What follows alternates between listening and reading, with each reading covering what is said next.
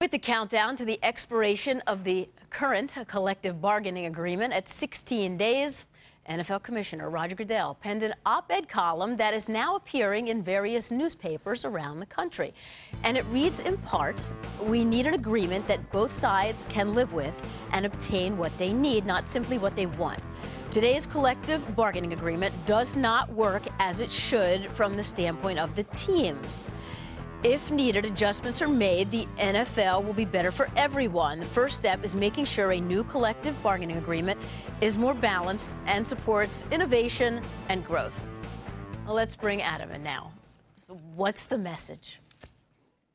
Well, Susie, it's very thoughtful. It's very reasoned, much like Roger Goodell as a man. There's no problems in that. But this is a message that has been delivered to the public at large for months on end. And I think the public knows and is aware of all these issues. The bottom line is Roger Goodell is talking to the public. What the public wants to see is Roger Goodell talking to the NFLPA right now. The two sides are not speaking. There are no future talks scheduled at this point in time. I think, frankly, at this point in time, people are tired of hearing about it. All they care about is that the NFL and the NFLPA are talking, which they're not doing. They're negotiating, which they're not doing. And in that letter, in that op-ed piece, Roger Goodell points out how important it is to get a deal done by March 4th, the start of the league year, because the league has said in the past that it will lose $120 million if there's not a deal done by March 4th. So get talking. They're not talking. And that right now doesn't sit well with the public at large. There's no doubt, Adam. We are all on the same page. We were discussing in our meeting this morning. I think we'd all like to see Roger Goodell not just reaching out, but forcing both sides into a room. What did you think of today's op-ed? Well, I understand where his heart is. We need to get a deal done. I get that, but to me it was more propaganda than it was anything else. I mean, it was like, again, like Adam said, it's stating the opinion of where we are and how we kind of got here, if you will. And it throws out a lot of things that need to be negotiated and talked about. But the bottom line, a lot of those things have been talked about. And ultimately, to me, the one thing you can look at with this is I wish Roger would get in with DeMaurice Smith, but also with his own owners and say, guys, we have got to come together and get this thing done.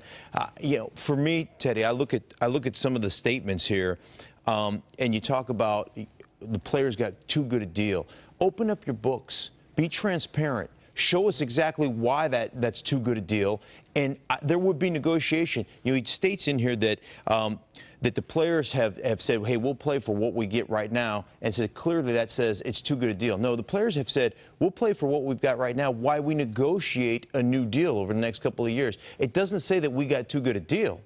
Right? That to me is disingenuous part of this op-ed. Yes, and unfortunately, between the union and the NFL, there is no negotiating going on right now. But with this op-ed piece, Roger Goodell is negotiating through the media, and the public doesn't want to hear this. Like Shefty said, they've heard this over and over again. They've heard the issue. So why? Why would Roger Goodell release a statement, an op-ed piece like this right now? And I think it's because the NFL and the owners look bad right now, because all we know about these negotiations in those rooms is that owners have insulted players. Owners have walked away from the table, and America and fans are seeing the owners as the employer that's asking for money from the employee. So it doesn't look good right now for the owners and the NFL. That's why this statement has been released. They're trying to rebuild their image a little bit, negotiating through the public. And yes, it was well thought out, and it's a nice little statement, you know, explaining all of their issues. But with all the time that it took to put this together and release it, that's time that should have been spent negotiating with the NFLPA. So right. Don't waste America's time. Don't waste the fans' time, because all they really want to know is, when is there going to be football again? Right. When I see things like,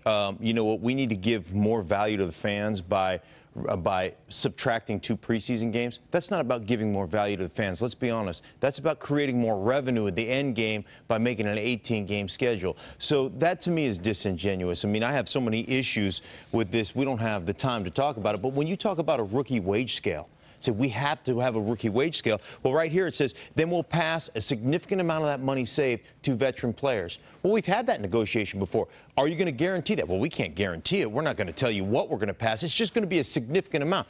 That's not negotiation. That's saying these are the things that we need, and we're going to take them regardless, and we're going to lock you guys out. And to me, they have not come together to get that done, and that's the biggest issue. And we know just like that point, I mean, there's so many complexities to all of this. There's nothing simple about it, except the one thing is, why aren't they just locked in the room? What could be, for the owners, for the players, what could be more important right now with just 16 days to go?